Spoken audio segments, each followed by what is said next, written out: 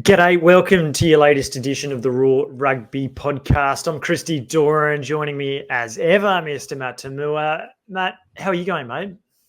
Yeah, good. Thanks, Christy. It was a decent weekend of rugby as well. A lot of local derbies, a fair bit to talk about. A few upsets. Yeah, I enjoyed it a lot. Did you get to see the Hurricanes Blues at Eden Park?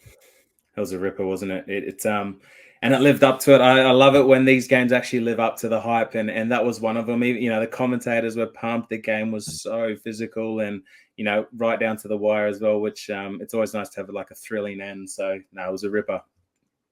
That was, I've got to say, the game of the season, 26 hours, and so a really healthy crowd, afternoon footy. Geez, we just need more of it, but 31-27, the Blues hanging on. Sam Nock for the second time in 4 weeks coming up with the big play to rip the ball away. They now jump to the ladder leaders, Vern Cotter's men. They are looking seriously good. Heaps coming up on the pod. There's Junior Wallabies Under 20s Rugby Championship. There's, as you make mention, local derbies. There's a couple of upsets, and Kurtley Beale joining on the World Rugby podcast. Matt, always good to see your handsome face. You're not long until you return to Australia, mate. So enjoy Japan, enjoy the udon noodles whilst you can. I'm trying. I'm on these like frozen, I know it sounds awful, but frozen meals from 7-Eleven at the moment. They are incredible. You just chuck them in the microwave and trying all the things, onigiri rolls, everything, trying to get used to the cheap drinks as well before I come back and spend $12 on a pint of Corona or something, whatever it is at the moment. There's some beautiful chimes playing in the background. Remind me, it's 5 o'clock. What's with the chimes playing every hour? Yep. So it's not every hour. So once a day, 5 o'clock in like the summertime, 4:30 or maybe a bit earlier. It basically just tells the kids it's time to go home. So it's a 5 o'clock bells. So the kids play on the street here. They like it's pretty wild. You got like little kids walking home just by themselves on the street. It's so safe. And then once the 5 o'clock bells go on, they know it's time to head back inside. It's pretty cool. We're real old school. It's quite beautiful actually. Yeah, well, it's hopefully the listeners can hear it in the background. Look, we're going to start Friday night. We're going to brush past the Chiefs over Moana Pacific. Sorry to Sikopi Kepu, friend of the pod, but the Moana were never going to last that long, even without Damien McKenzie, and the points came on quickly in the second half. But one game which did live up to expectation and maybe even surpassed it was the Reds and Rebels. A bit of a grind in the first half for the Reds. The Rebels brought some physicality. The Reds' discipline was really poor. And the Rebels really pushed them, except for that 10, 15-minute period early in the second half when the Reds just managed to get 3 tries in 8 minutes to skip ahead. Yeah, it was. I actually just rewatched it today, like on the quick highlights, and I was actually shocked at how close it was. I think around that, as you say, probably that first 15 minutes of that second half, the Reds made a couple good, Tate come on. I think Nongor come on, and there's a few little, momentum shifters, I think. And yeah, they really kind of stepped it up a little bit. And it's an interesting one because after the game, I think Tate was saying, it was rusty and blah, blah, blah. But, it depends which lens and if you expected the Reds to win. I think the Rebels were pretty, they gave it a genuine good crack. And physically, they were definitely up for it. Guys like Kellaway and Mate, how good has Filippo Daungunu been? Yeah. Mate, ever since he decided to play for free, he's come back and he's been unreal. No, he's been great. He really has. He's been an unreal signing. I know a lot of the attention, and rightfully so, would have been on a guy like Taniela and Lucan, but he's really shown a bit of form that maybe he was shown around 2020. Yeah, and exactly. And you were playing alongside him for the Wallabies at that time. The move to outside centre, I think, has been elite. I know that there was at the start, there were some people thinking Filippo Daungunu, it's not going to get spread further to the wing, but what he's bringing in the short ball that he sent Andrew Kellaway on, great line to score early on. Thanks, Hunter Paisami re-signs and collects a yellow card on the way through. That was a tough one, but trying to get the ball out. But he's so good on the ball as well. Yeah. And that's what I love about him. Like, there's not enough outside backs in Australia that get on the ball, and it's something that New Zealand do so well. To have that just adds another dimension to his package, and he's totally got to be in the Wallabies frame. Yeah, look, and we probably haven't had it since probably AAC. AAC and Tavita Kurandrani. Like those were two guys who were very, very good on the ball. And it's definitely an underrated skill because you're often making, low chops, like passive type tackle because it's out wide, but the ability to get back on your feet and either slow it down or get the ball really changes the momentum. I think he looks really, really good there. I think it's definitely his best position. Yeah, well, if Lenny, you could tell, I think a lot of people, the common consensus would be he's your outside centre for the Wallabies. But Danguna, the ability to play both in the centres as well as outside backs, is a good utility option if you're looking for an outside someone on the bench. But it's also good to have two guys who can play a position. Like there's nothing wrong with him being on the bench or not being in the 23. Like, and it's not a knock on him. Like Lenny is world class in my, but that doesn't change Filippo from being very, very good as well. So I think it's good. It was interesting. I was doing my Super Rugby team of the week this afternoon, and I haven't picked a Queensland Red in the side, and that probably goes to show that that Tim Ryan, he took his opportunities again. He looks great, but it was probably more of a team effort to get across the line rather than individuals standing up like we've seen in the past with Paisami having a couple of cracking games. The Harry Wilsons, Fraser McWright probably wasn't as influential on the ball, but the Rebels threw a lot of shots. They almost got there in the end, coming home with a bit of a wet sail there, all the pressure on the Reds line. And once again, their defence stood up when it needed to. So that's a big positive for Les Kiss's side. Yeah, look, and one thing, I hope he doesn't listen to this because he's a mate of mine, but Carter missing that really easy kick, it changes the momentum of the game because in that last few minutes, the Rebels are down by 4, so they've got to score a try to win the game.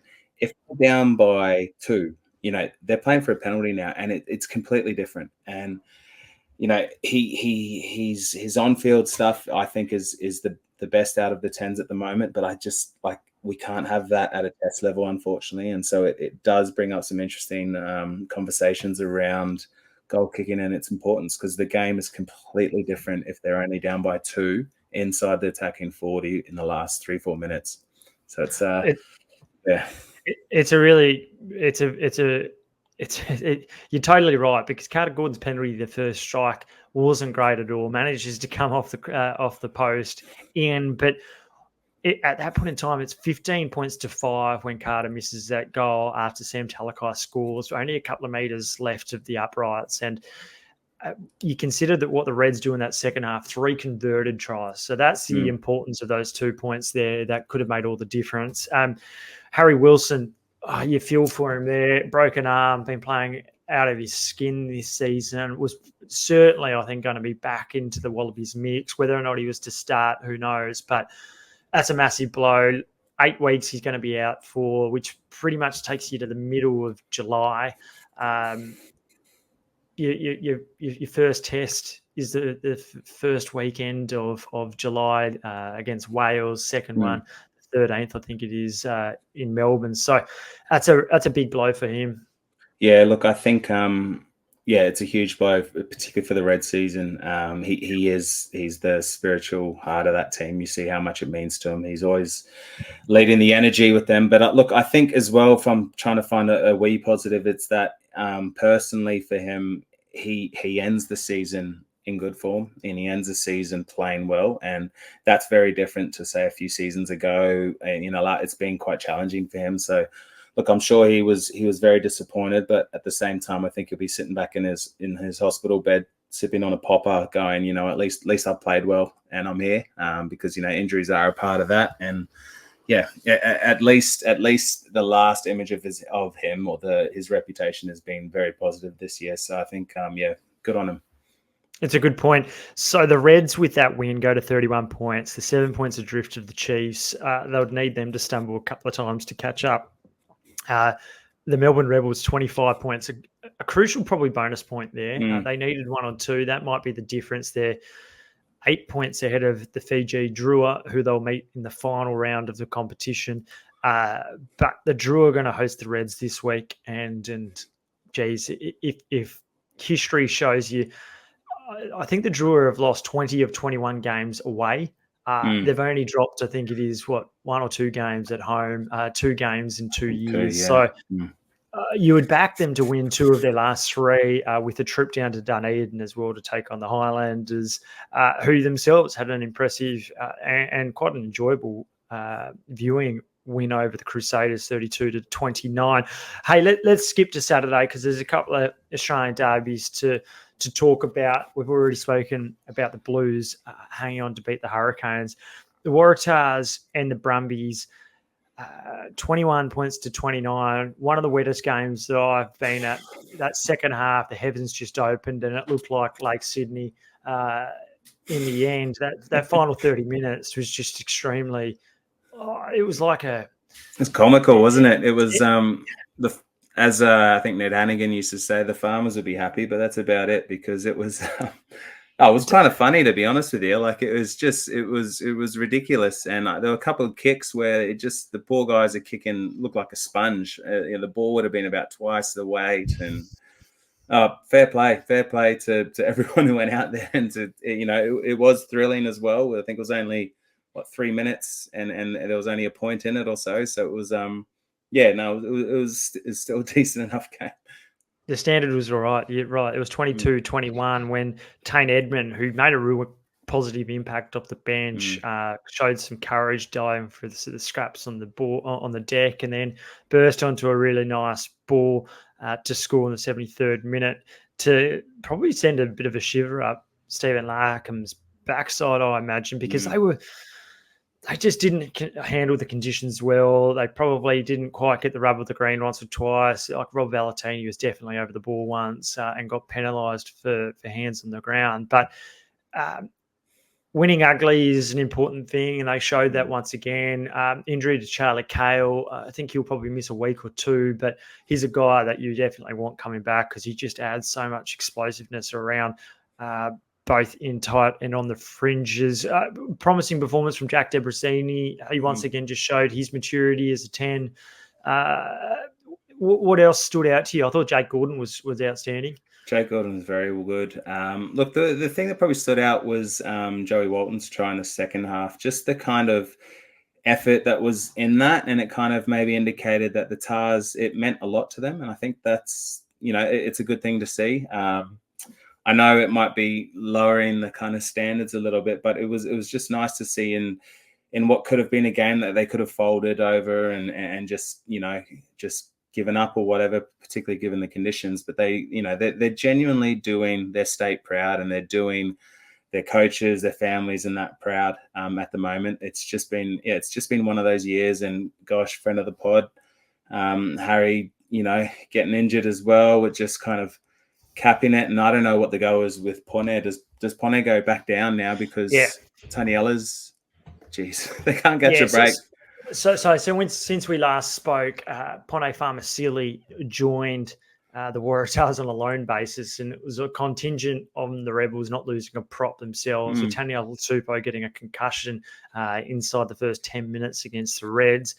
Pone's now since been brought back to Melbourne. He'll probably feature on the weekend with, I imagine, Sammy Talakai starting.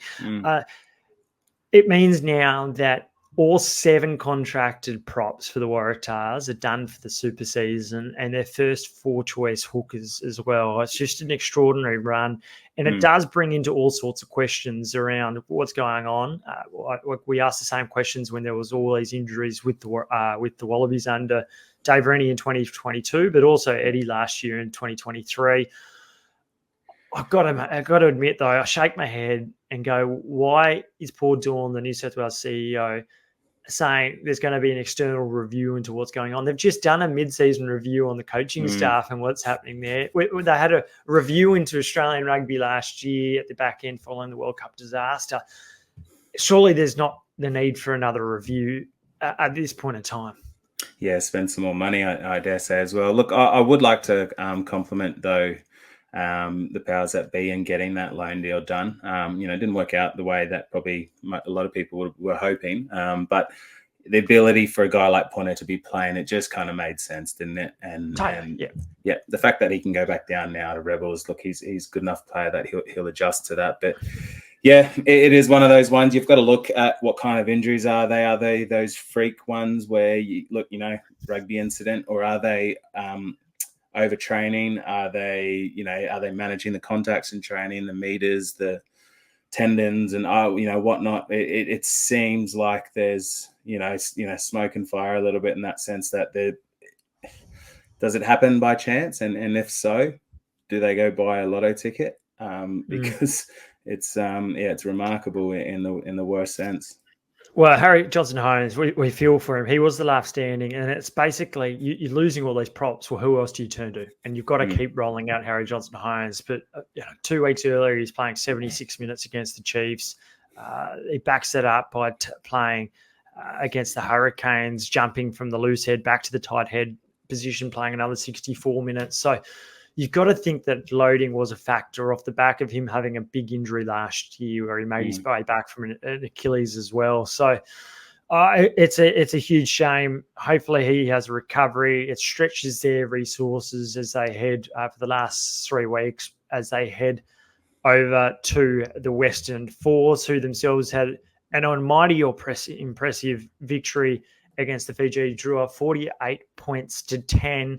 And their newest recruit, Kurtley Beale, is on the other side of this. And it's a very warm welcome to Kurtley Beale to the World Rugby podcast. KB, good to see you, mate, and off the back of a win too. How good? Yeah, very good, mate. Good feeling here at the Force HQ. Obviously, after a disappointing 2 weeks in New Zealand, it was great to be able to turn things around against Drua at home. Certainly better feelings amongst the group, and important for us, really, especially pushing our way into the 8 has been a big focus for us. So it's nice to be able to get a bit of a confidence booster going into the back end of the season. Hey, Brad, so we originally had this planned for half an hour's time, but apparently the Force finished training early because it's only the Waratahs this week. Is that? Can you confirm that? No, that's reverse psychology. I know what you're doing there. I'm trying to motivate you. I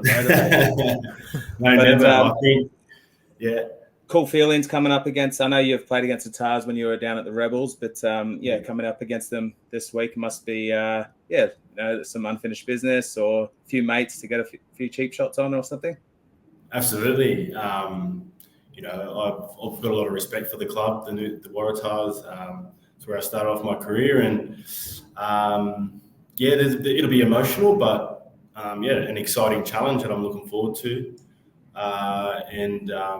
Certainly a bit of a point to prove, but I know if we can continue the way we played on the weekend, take a lot out of that, we'll be able to put ourselves in a good position. And I think with that though, we can't get too cocky. I think by respecting the Waratahs, we just got to make sure that we keep turning up and bringing that physicality and knowing how we want to play. We just get out there and execute. So exciting challenge. Everyone's up for it, mate. I'm sure they're going to be up for it. So it's actually great playing at HBF, to be honest. I know, good win yesterday over the weekend. But if we get a good crowd, it's a great atmosphere, great stadium to play at, and normally dry weather footy, so we can get to throw the ball around a bit. I'm sure not in your wildest dreams would have you thought that you would have been taking on the Waratahs 12, 18 months ago. I'm not sure if you're a sentimental kind of guy, but is it a weird feeling knowing that you're going to come up against a side that you kind of signed with, but you've spent the vast majority of your career at too? Yeah, obviously it didn't really turn out the way I'd like it in terms of returning back to rugby after last year. But unfortunately, it's just the way things turned out. And the opportunity was to arise from an injury cover contract. So I had to buy my time, which is okay. And But as I said, the opportunity came here at the Force, and I'm really glad that I come here. It's a great bunch of lads. There's so much potential here. A lot of young guys, who are willing to learn, open to learn, and to grow as a group. So it's been a great move for me and my family.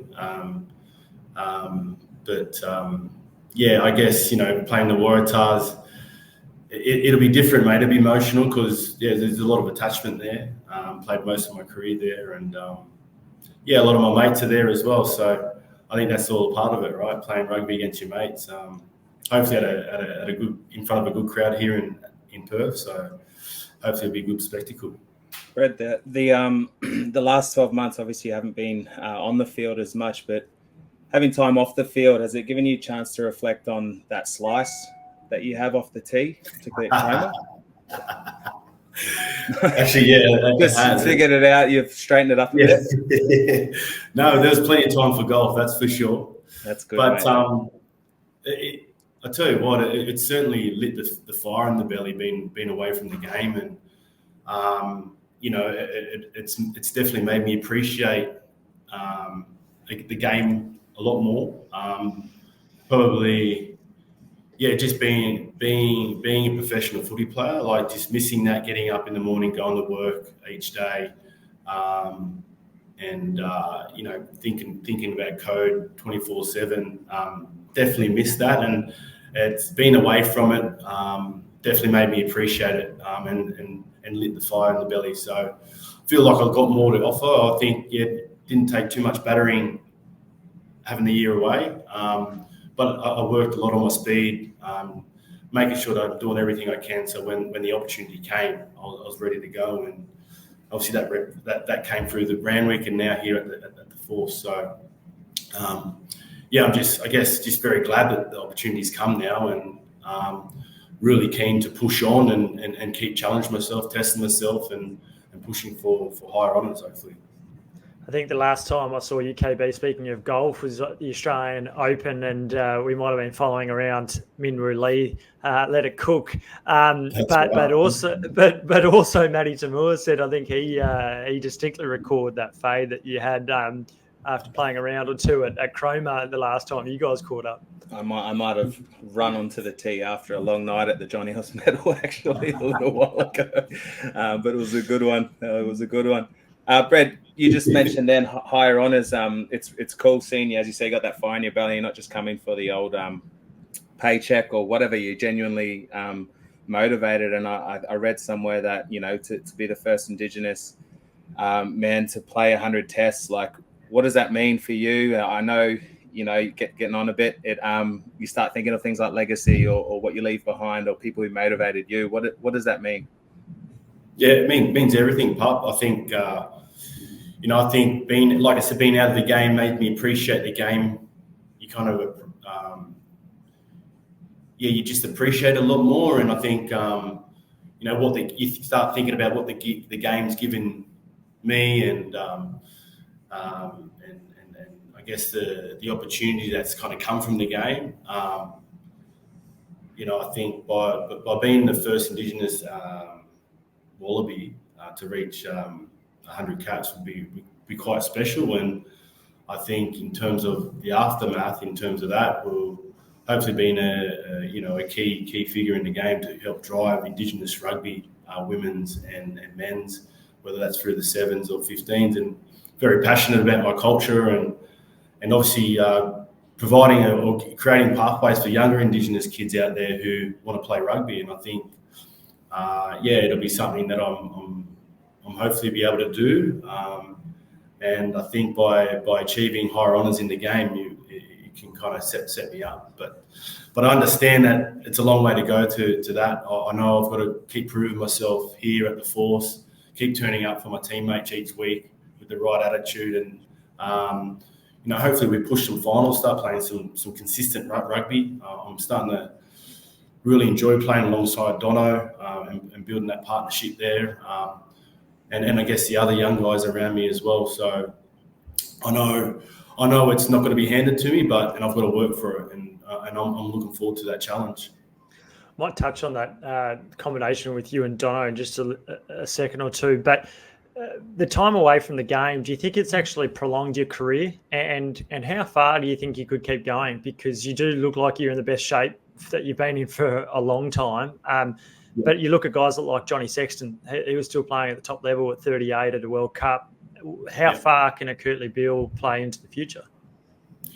Yeah, it's I feel like being away has definitely refreshed me in terms of mentally, and I guess it gave me a bit of a physical kind of break in terms of that physicality, the bashings, each week. But I think more impacted me mentally. I think kind of put me in a really good mindset in trying to come back into the game refreshed, striving for higher honours, and that motivation. It probably wasn't there probably the last few years. So and I think in terms of being back in the game, I still feel like I've got a lot to offer. Especially just having the presence around these young guys. They're good kids, so much potential, and they love to listen. They want to learn. They ask a lot of questions. So I feel like in that regard, I'm having an impact in terms of giving back. I think that's a really good feeling, and I think it's important for a lot of the senior guys in the game to be able to pass on knowledge and experience to the younger generation. So it's something that I find really rewarding. I think it's really cool, KB, as someone who's played with you and against you for a long time. A motivated KB is dangerous, and you see it. You're smiling a lot, and I think that's really cool to see you coming back. And you just mentioned earlier about your combination with Dono, and I probably watched on the weekend and noticed that maybe that was the first time that clicked properly, that 10-15. I think maybe in the past it was 10 and 12, say, with you and Bernard, but it just kind of seemed like it had that flow. You guys found each other. You found some really good kick space in behind and really transferred pressure behind the Fijians. So you're finding that starting to click, and is that what you kind of want it to work as, you more as like a second playmaker? Yeah, definitely. Dono's such a super talent, and I think having that extra voice outside and continuous micro chat throughout the game is only just going to help him just see the pictures in front of him. And we're quite detailed over here in terms of how we play, in terms of structure. But me being there is kind of just kind of having eyes up. I'll kind of give him voice to play eyes up footy, playing to the space, and he's great to deal with as well. He's asking a lot of questions, and I think one thing that impresses me with Dono, he loves taking ownership. He wants to be that person. I think that's something that you need as a 10, as you know, Pup. You want to follow a guy that wants to take ownership of that position and really dictate and lead them boys around. So, if he's got that type of attitude, then you're halfway there as being the general of the team, and then it's up to working those small combinations, with myself and the other centre pairings, and which he does each week here at training.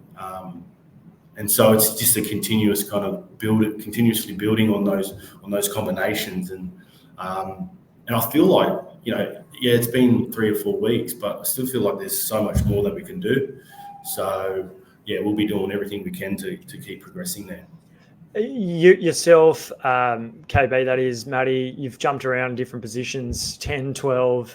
Kurtley, you spent a lot of time at fullback as well. Something that a lot of people have asked, the question around Will Harrison and Ben Donaldson is, are they 10s or 15s? It's something that you would have asked yourself a lot throughout your career as well. Where do you see Ben's long-term future, both at a provincial level but also an international level? And how do you kind of come to terms with whether or not you are perceived as a 10 or a 15, and then in reality what jersey you kind of wear? Yeah, I think it's a good question, because a lot of these young guys have kind of thrown in straight into it, and they've got all these different kind of things they've got to take in. But I'd say be open to the versatility. So understanding. So as a 10 and 15. So as a 15, you know what you want from your 10, and as a 10, you know what you want from your 15. So I think understanding and having that understanding really helps you wherever you fall. But I think, as I mentioned earlier, if you've got that desire to go for a position and really own it, and you want to own it, then you want that kind of authority on the game, then you're halfway there. That's what I'd advise. Like, you're already halfway there, and then it's just up to, I think it's up to leaving any doubt in your prep and the way you want to play the game, and just going out there and delivering what the coaches want in terms of plays and structure and direction around the park. So and just finding enjoyment in it, like whatever you enjoy. What position, whether that's 15, you like the open space, coming back in, looking at that second, being the second eyes for the 10, or being the 10 and really being that general of the team, leading the meetings throughout the week, doing the extra bits behind the scenes. So you got the team and everyone else on the same page. So there's different things that come with those positions, but it's whatever you want, mate. I'm sure at the moment I'm enjoying. I mean, I don't know if you've seen the game on the weekend. Jono is slicing through there. It looked like Bernie Larkham back in when did he finish? The early 90s. I don't know. A little while ago, yeah, a little while ago. Yeah. But I grew up watching Bernie play, but it just looked like that. And I think Dono's at his best when he has that kind of run first mentality. So when he's running first before passing, he's a lot more dangerous. So they're little things that we kind of keep prepping each other for. And I think, if he keeps doing what he did on the weekend, then no doubt I can see him as a good 10 in the future. Yeah, it's a good question, Christy. I've found that I think the game's moved on from really, really specialised players, like other than like a Johnny Sexton you mentioned before. Like even England are putting their 10 into 12 and vice versa. And Marcus Smith, yeah, Marcus Smith, or Owen Farrell. You look at New Zealand with Richie and Bodie. Like, you've got to be able to do that, and I think it's more often the makeup of the backline which kind of suits that. And I probably took a while personally to adjust to that, because I got comfort in just being one position and just sticking to that, and I didn't really want to stray outside of it too much. But then maybe as I grew up a bit, I realized that there's certain things that can help. And then probably my biggest asset towards the end of my career was the ability to swap between the two. And I think that's the way the game's going now. I think it's probably something that you don't want to kind of specialize too early. You want to learn from it. And then, just building those skills. So your running game is important at 10, 12, 15. So is your kicking and so is your passing. And if you can do that, you'll probably figure it out. Well, it's something that Willie LaRue's done so well for South Africa, and hopefully we see that same thing with perhaps even you, Kurtley, later in the year. 95 tests, I know Matt spoke about it just beforehand, but 95 tests, 5 tests to get to 100. There's also a Lions year next year, thanks to the basic maths for those that aren't watching. Matt just calling it out on his fingers there. But the Lions next year, you were part of the last Lions series. Is that an incentive for you, or is all your doors open for next year around what your future might be?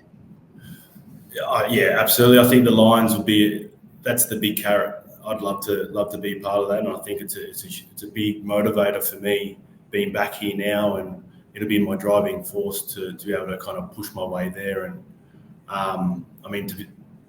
that's the pinnacle, right? So I missed out on the World Cup opportunity last year. So, being back in the game now, feeling good, feeling refreshed, with that extra motivation. And when I say that, I know there's a long way to kind of get back to being super fit, because obviously as you get a bit older in the game, your body, you've got to look after my body, making sure that I'm careful there, and I feel like I'm doing that at the moment. So if I can do that, I'll give myself every chance to be able to put myself in the best position to try and get there and be up for selection.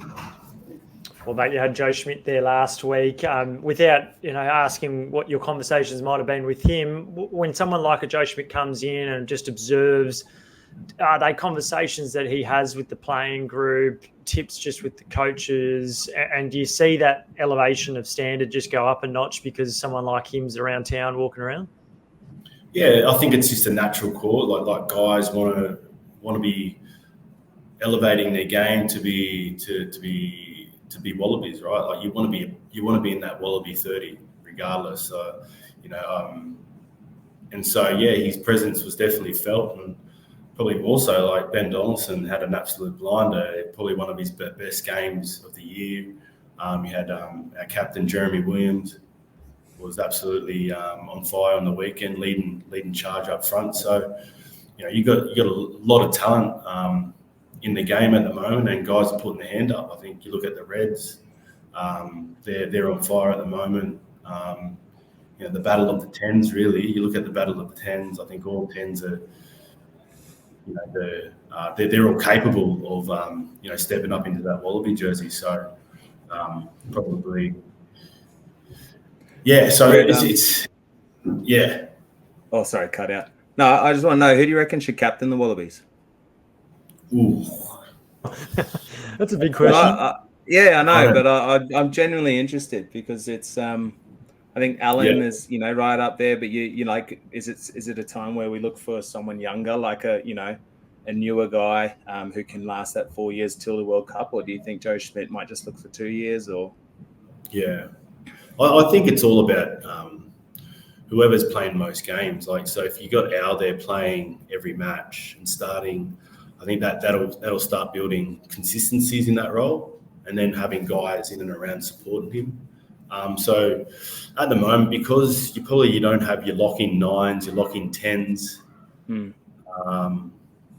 back rowers, I don't think they're locked in at the moment. I don't think. Yeah. So, but wherever that position is, there's no kind of consistent selections. I think that in the past it's worked when you had like a Stephen Moore or a Hoops, Polly. These guys are always starting. So if you build momentum with that, I think that's where you can have most effect.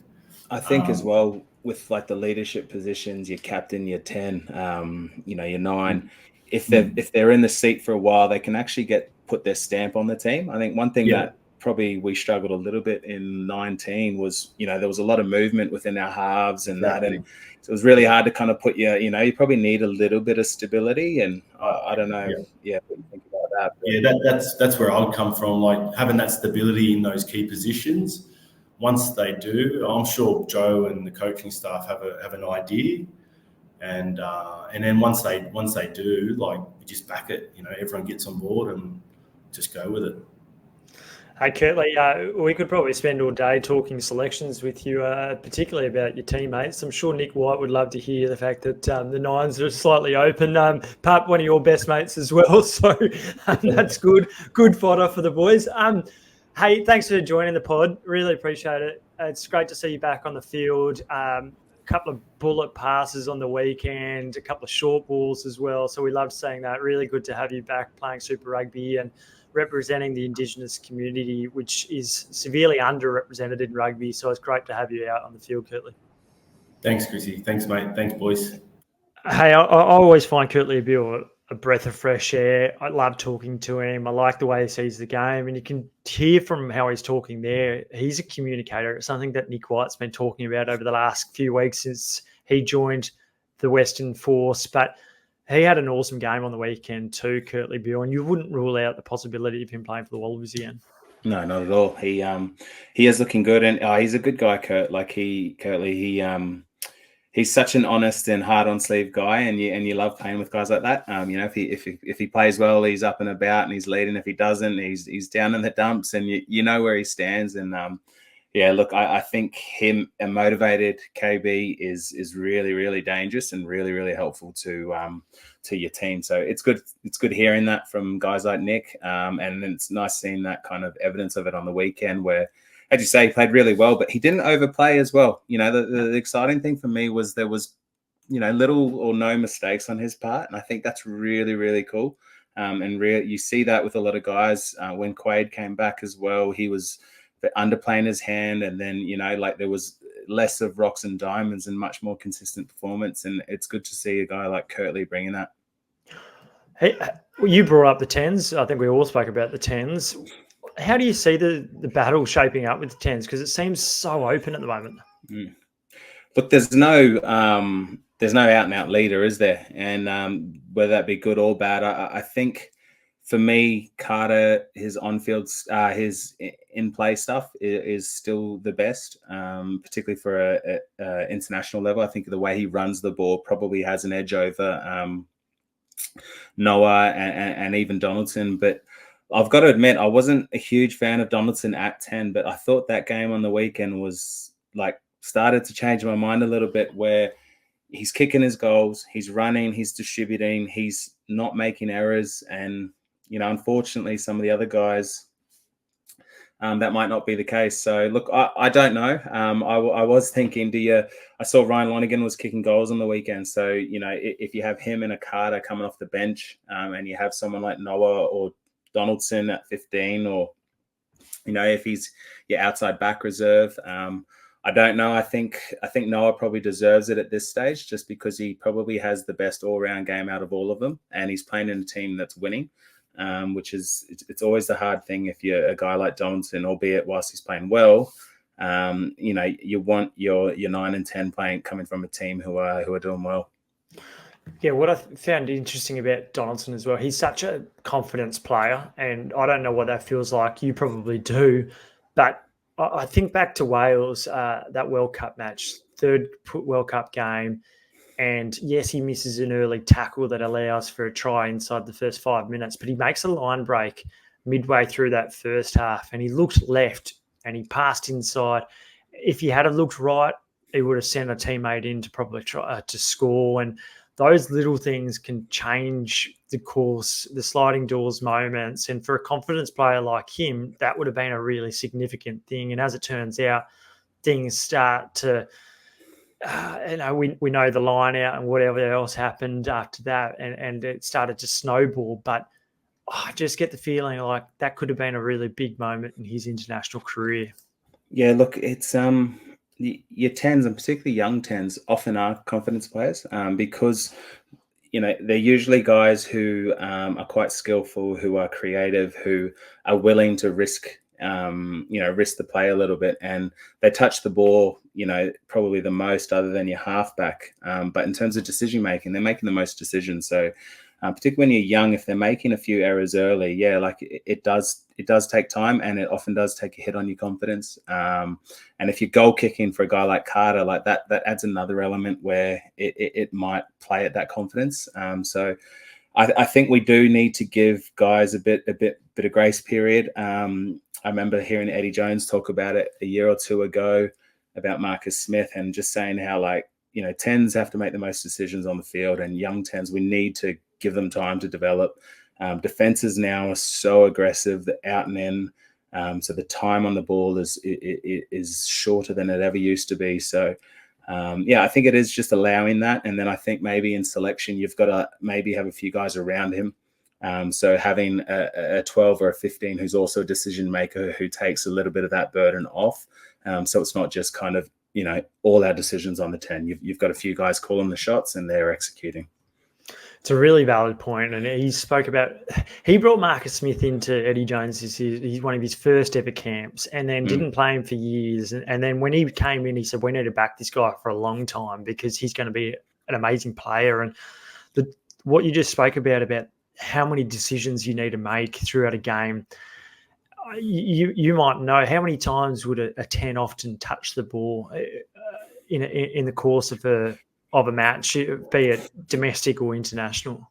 Yeah, look, you're getting plus 20 passes, you're getting maybe 6 to 8 carries, actually getting tackled, but then you've got offloads, and then you've got plenty of kicks, 20 odd kicks, and that, and all your impacts in the game are where everyone's kind of looking at you, and it's all the pressure. It's probably the one position, that and hooker, where it becomes a little bit individual sport. a bit like cricket, you think of a bowler or a batter. But yeah, when you're a 10, you're kicking goals. If you're a hooker, you're throwing lineouts and everyone's looking at you. And so there becomes this kind of increased scrutiny. And I think mentally it often takes guys a little bit of time to adjust, particularly at test level, because the scrutiny just goes on another level. There's just a magnifying glass in everything you do and every mistake. And I just think guys need a little bit of grace period there, and I think coaches can probably help that with selection and having guys around them who kind of ease that burden. Well, the form over the next 3 weeks is going to be really fascinating, and that's where surely Joe Schmidt then will start to crystallise his thoughts around selection and who he's going to include at the end of June for those mid-year tests. The TARS travel across, it looks like you can put a fork in there, and they seem like they're done from a finals perspective, even though mathematically pretty much every team can still get in there. The Force themselves, if they were to win this game, like they kind of get on the cusp of it, but with the Drua playing 2 home games, the Force on 15 points, the Drua on 17 in 8th spot, I just get the feeling like they might have left their run just fractionally late, even if they managed to get one or two wins with the Reds and the Brumbies to close out the regular season. Yeah, look, I think you look back in the season and you remember a few of their games. Was it the Waratahs? No, it was the Brumbies and it was the Brumbies Rebels in Canberra. Where they had those collapses. And, at the time, it's earlier part of the season, you go, we'll fix it. But realistically, I think that's going to cost them. And look, I think and compare that to the Rebels, where they got a few wins where they weren't playing their best, but they got some wins, some really gutsy wins. And look, I think they've probably done enough to stay up at the moment, and that bonus point on the weekend helped as well. But look, I think the Force has definitely taken a step in the right direction. I think there's a lot going on there. I think they'll be acutely aware of how important it is up front. You even saw them on the weekend. The only reason the Drua were in that game was because of the scrum. And so they're just going to have to maybe recruit a little bit more up front. But I think they're making good headway. I think they could cause an upset or two, but I think they might have left it a little bit late. So late last week, in fact, World Rugby announces a few changes, a few law changes, some that will come into effect in a couple of months' time, others that will be trialled. But the 3 law changes, and the most significant one being the change at the scrum. With free kicks, you're not allowed to take a scrum from a free kick anymore going forward. What was your initial reaction to that? And do you think it comes off the back of the Springboks and Damien Villance deciding, I'm going to mark this ball against France inside my 22 in the quarterfinal, and I'm going to call for a scrum despite not having a defender anywhere within 30 metres of me? Yeah, look, I think that's low-hanging fruit to kind of just say, it's because of that. I know the South Africans might be a little bit cross about it, but I don't think it's going to make a huge difference. I would like to know the stats on average, how many scrums are called from free kicks and how many of them are resets, so an early pack, and so I think they'll have to figure that out, because you probably get 1 or 2 goes where maybe a less strong, a scrum that's not strong might give away a free kick, knowing that they must tap it. But look, I think it grabs headlines, but I don't think I don't think it's depowering the scrum. I think there's still going to be a huge case for the big guys. Like, that World Cup, it was iconic and, in terms of the core, but, it was one part of many, many things that were happening. And so, no, look, I think they're good changes. I think it needs to be fan-centric, and, they're starting to make a few calls that are fan-centric. And yeah, there's always going to be a bit of debate about it, though, isn't there? That's why we love it. Oh, I think it's a great rule change. And I was watching the first half of the Chiefs Waratahs game with a mate of mine, and there was about a 5-minute passage where it was just scrum reset after scrum reset. And then when there was a penalty called, they went back to the scrum and they just didn't move for 5 minutes. And eventually they spread it to Sean Stevenson, who scored. And it just thought, well, why didn't you do that 5 minutes ago? But I'm sure Bax probably think about that often when the ball doesn't get past the number 8. I would actually like to see some of the held up calls, instead of a line dropout, actually go to maybe a 5-meter tap. Now, I reckon one of the cooler things that's happened in rugby recently are the tap moves. Teams are now realizing that maybe kicking for touch and going for a more, having a contested possession, worrying about your throw, it might be better to have a quick tap. But I don't know. I personally, I like seeing some of the tap moves that were coming up from up the north, and I think it create a little bit of creativity. Might open it up a little bit more. I do feel sometimes when a team gets held up, they get penalised because they're then usually catching the ball on their halfway line trying to attack again. So look, I don't know. I think the line drop kick's just way too much of a reward for the defending side there. That's one of the laws that changed that I just don't like at all. But I think the Drua, I just don't know how effective the quick taps have been, to be honest. Like we saw on the weekend again, the Drua had a 15 on 14 and they had a dominant scrum all match and they decided to have a quick tap when they could have just scrummed. And then, there was... I'm sorry to Mick side, but another friend of the pod, but they stuff up that too many times. Yeah, look, but I don't know. I reckon if you have more of them, teams will get more creative. I'll never forget. It would have been the Barbarians back in the day when one of the halfbacks, Argentinian halfback, he had his back to the defense, taps it, and then does a reverse kick over his head. And then Angus Taravao caught it, but then knocked it on as he was putting it on the ground. Like, I don't know. I'd like to see a bit of creativity. Those kind of plays as well would be really, really good for things like social media, like a little clip, a short clip. I know that's not going to be governing decisions, but I think it's things that we probably need to think about a little bit. I do agree with you in that respect. So the other law changes are ban to the crocodile tackle at the rack, which is probably an important one. The DuPont law, so-called DuPont law, with in terms of the kick chase, you're going to have to make an effort to get back on the side now, which is another valid one too. We don't want the forwards just doing nothing in the middle, watching a bit of kick tennis. Oh, it's been working in Super. So Super Rugby's already kind of implemented that. I know many teams didn't do it. So, at the same time, everyone's criticizing, they're penalizing the South Africans and whatnot. But, they're also changing it to trends that were happening, particularly for France. You win some, you lose some. Yeah, completely agree. All in all, I think some of the positive ones there, and even the line out, if it's not straight, when it's not contested at the line out, I think that's not a bad idea too. Is that a rule? Is that coming? I think that's a great rule. We trialled anyway in the Under-20s World Cup. I think it's a great rule too, because we don't need to be calling up something that's not contested. That's, it is getting a little bit ridiculous, I think, now with some of the non-straight throws, because Angus Blythe took one on the weekend and he was so quick with how he turned from right to left that it actually looked like it wasn't straight because he was just so rapid in his transition. One of the unintended consequences, however, will be teams will have to go up, to contest the ball, which is great. What that then means from an attacking line out is that you have more chance to drive. So when teams don't compete, they often stay on the ground so they can stop them all. Now with teams competing, it means that the drive will come into play a little bit more. So it might have a few unintended consequences in that sense. You're not wrong. In addition to the one that I've just said, also, if you are told to use it once, you'll have to use it. You can't stop the more. If the more stops, you've got to play it. So that's a good one, I think, because we don't want just the ball stuck at the rolling wall all the time. I think the restart one as well. You can't mark the ball from in your 22. Yeah, that I think that's a cracking one.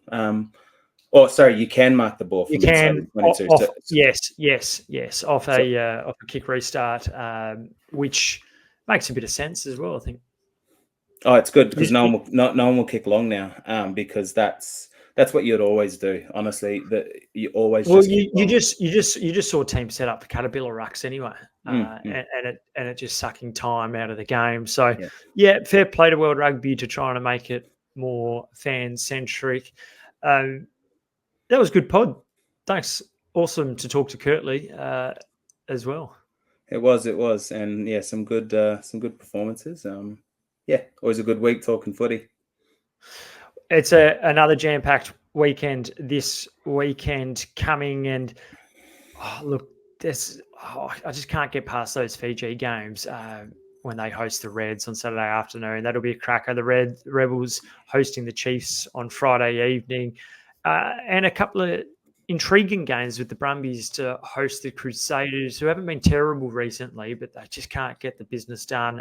And then wrapping it up with the Force hosting the Waratahs. So, yeah, look forward to doing that all again with you this time next week, Matt.